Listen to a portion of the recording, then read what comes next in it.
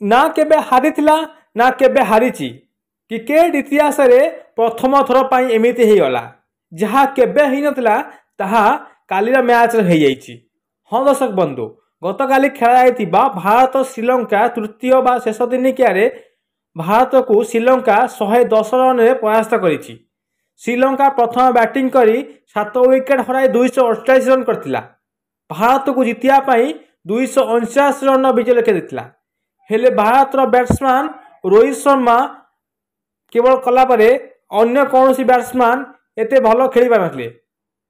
Shivam Gill 6 run out होते, Virat Kohli 20 run out होते, Rishabh Pant 6 run, Shreyas Iyer 8 run, अक्षर पटेल 2 रन और Riyan Parag 15 run, Shubham Dubey 9 run. Washington सुंदर केवल एकमात्र बैट्समैन जे कि 25 बॉल खेली 30 रन करथिले और भारत समस्त विकेट हराई 138 रन कर पारथिला।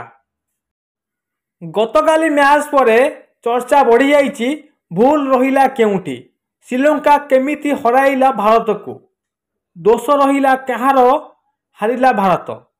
गौतम गंभीर हेड कोच हेला परे कौन ठीक से कोच दे पारनांती कि ना रोहित शर्मा युव खिलाड़ी को नहीं क्रिकेट मैदान रे तुलाई पारनांती दल को। एमिति किछि चर्चा आसीछि एबे क्रिकेट दुनिया रू।